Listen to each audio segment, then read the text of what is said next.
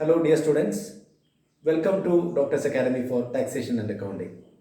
This video is made based on the request from some of the students studying in Calicut University doing their BCom or BBA program.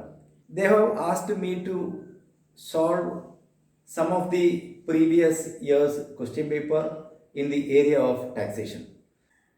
So the course code is 6th B 14 Income Tax Finance Specialization. This is the question paper that we are going to solve here today through this video. If you analyze the question paper, you can see that the maximum mark is 80 and the time is 3 hours. Maximum time is 3 hours. And there are part 1, part 2, part 3 and part 4. There are 4 parts in the question paper. Part 1, part 2, part 3 and part 4. Part 4. In the part 1, it is objective type question. Objective type 10 marks. 10 questions, 10 marks. In that, 5 multiple choice question. Multiple choice questions. 5 marks. And 5 fill in the blanks. 5 fill in the blank questions, 5 mark. Then in the part 2, it is short answers question. Short answers. There are 10 questions. Each question carries 2 marks. But you are required to answer any 8 questions. So it is 16 marks. So now here it is 10 marks, here 16 marks. Then the part 3 is short essay. Not more than 200 words. 8 questions given, each carries 4 marks. So out of which we have to answer 6 questions. Into 4, 24 marks. Then the last part is essay question. Essay questions, 3 questions given and each question carries 15 marks. Out of this, you have to answer 2 questions. 2 questions, 30 marks.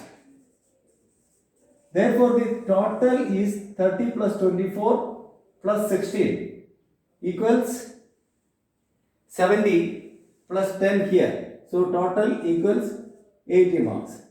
Total is 80 marks.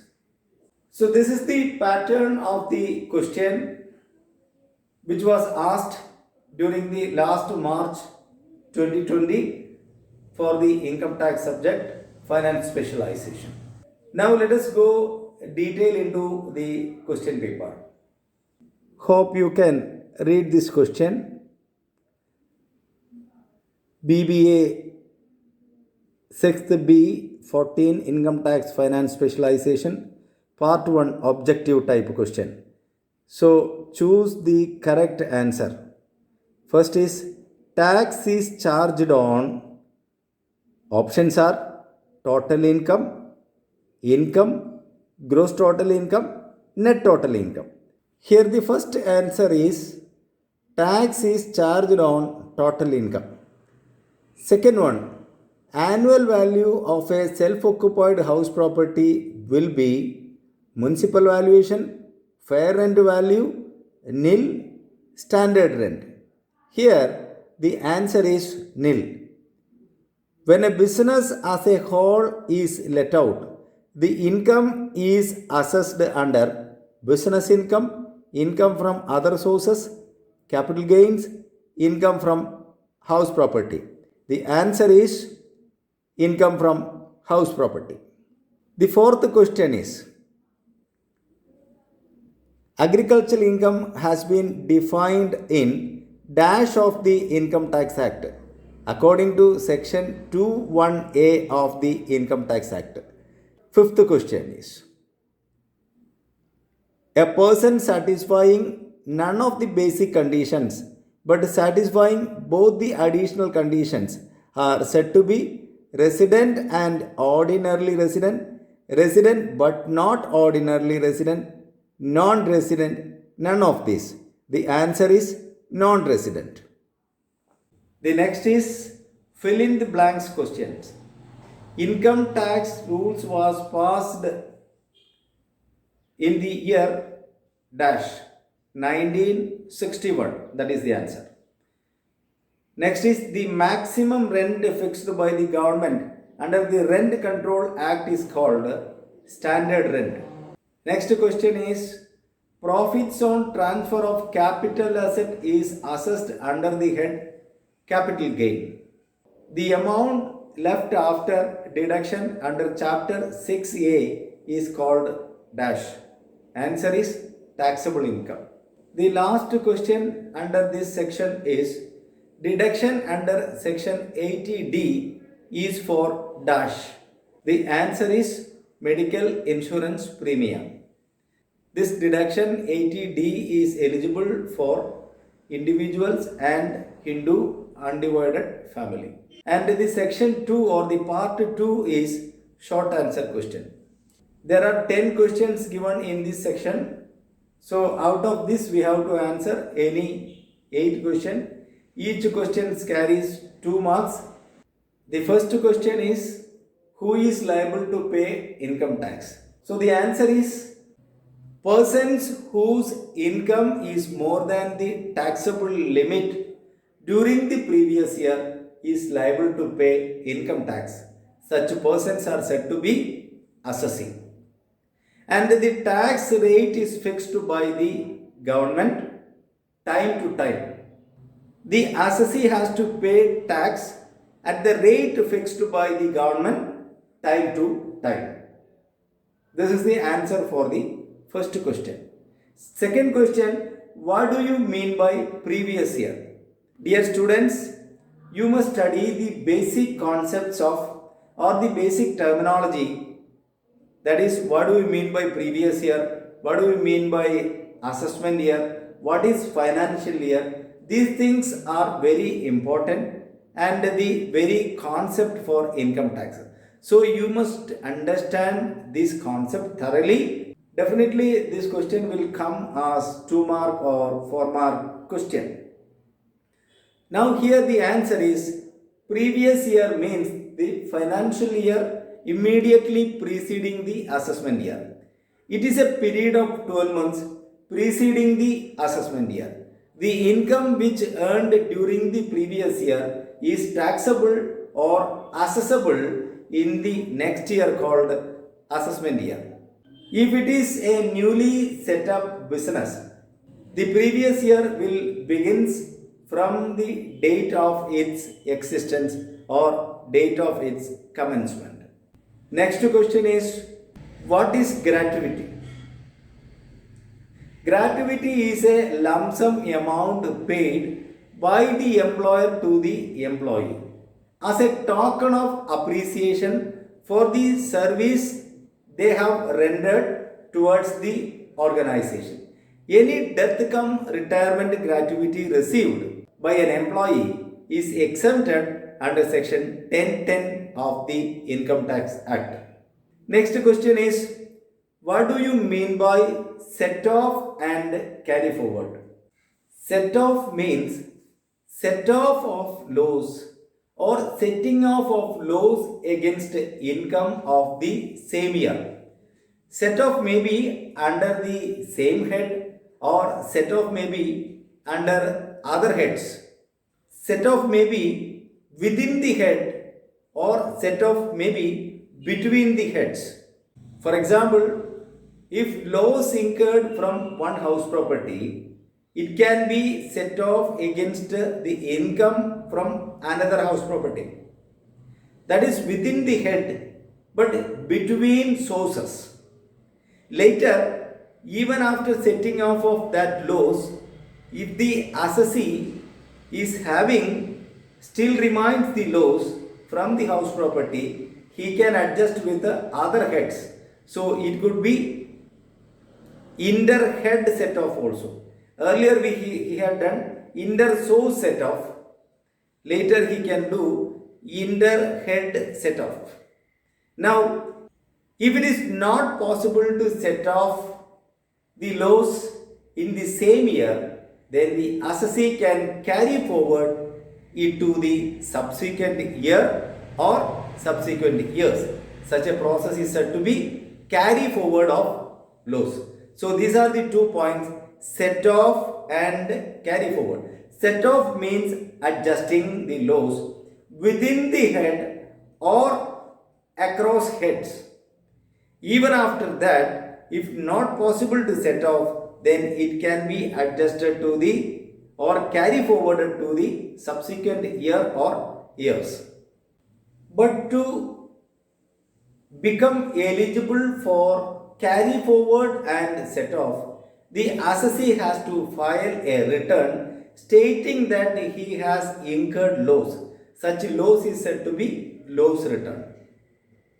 Then only he will be eligible for carry forward the loss to the subsequent years and setting of it. The next question is, what do you mean by standard rent or what is standard rental value? See my dear friends, standard rent is determined under the Rent Control Act. If the standard rent has been fixed for any property under the Rent Control Act, the property owner cannot charge a rent higher than the standard rent. While computing fair rent, the fair rent cannot exceed the standard rent. So here the point is, standard rent is the rent fixed by the state government as per the Rent Control Act.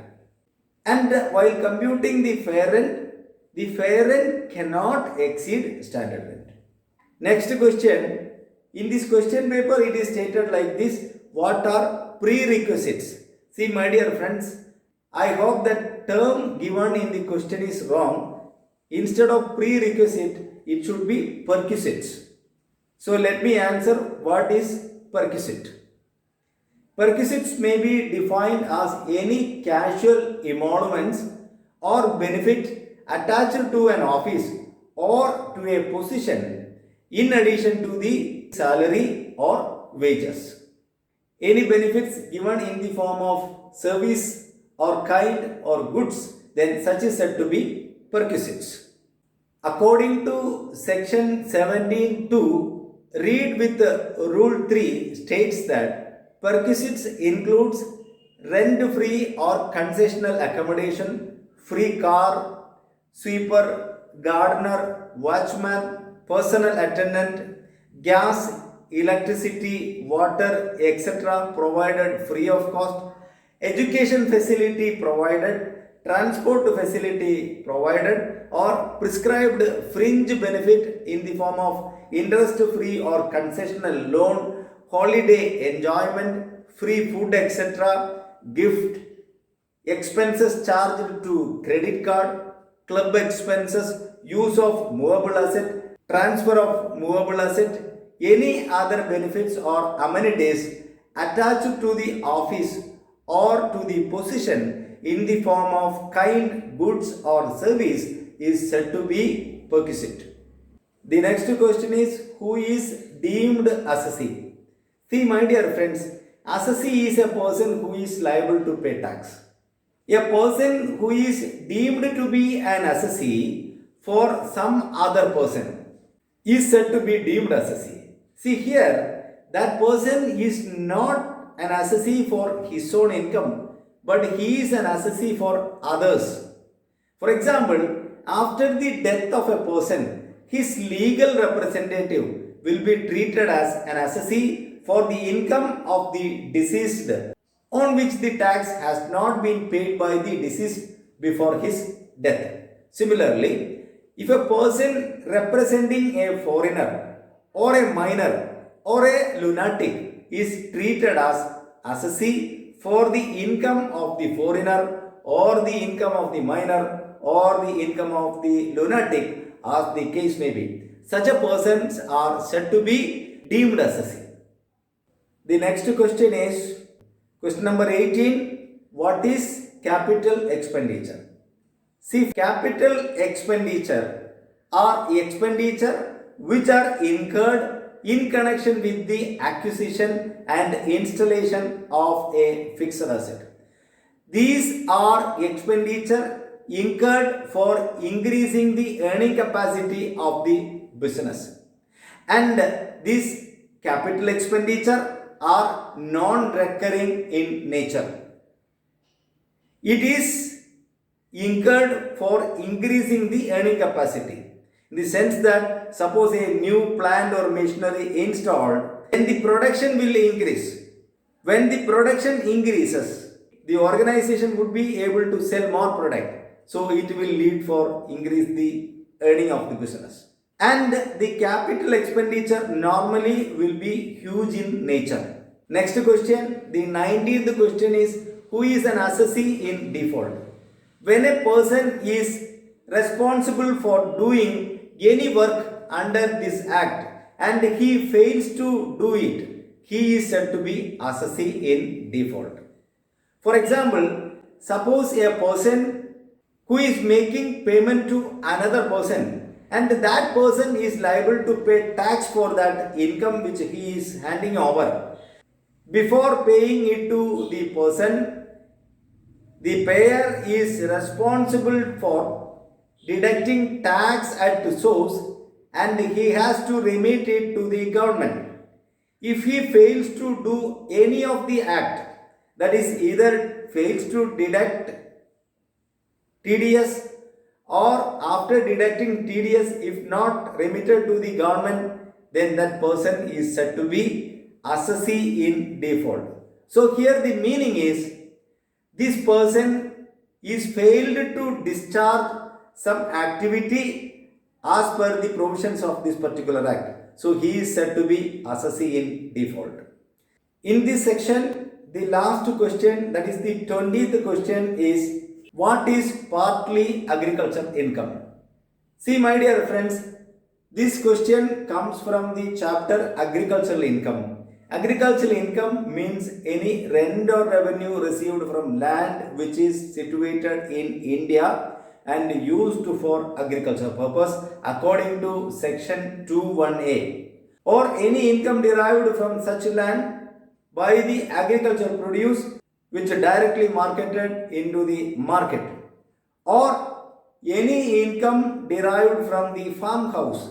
These are the normal incomes that would appear under the title agricultural income according to section 2(1)(a).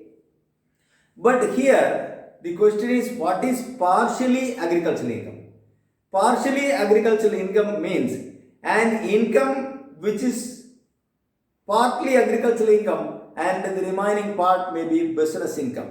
For example, profits from sugar factory, that is the raw material, that is the sugar cane, which is made as the input or the raw material for production of jaggery or sugar. A certain percentage of that will be considered as agricultural income if that sugar cane produced from our own agricultural land. And the remaining portion will be considered as business income. Similarly, the income from growing and manufacturing of tea. Similarly, the income from growing and manufacturing of centrifuged latex, or the growing and manufacturing of coffee. These are examples for partially agricultural income. So these incomes are business income, but at the same time a portion of that income would be considered as agricultural income. Such income is said to be partially agricultural income. Means an income which is partly agricultural and partly non-agricultural income. The point here is agricultural income is an exempted income. The assessee need not be paid tax for this according to section 10. So the point here is we must understand what is agricultural income and what is non-agricultural income. Non-agricultural income is always taxable. I hope these 20 questions are clear, and the remaining questions, that is the part 3 and part 4, we will discuss in the upcoming videos. If this video is useful, kindly give your comments in the comment box, and if you have any feedback or suggestion, please make it in the comment box. Dear students, if you are watching my channel for the first time, kindly subscribe it, and if it is useful, please forward to your friends and others in your contact. Once again, thank you very much for watching Doctor's Academy for Taxation and Accounting.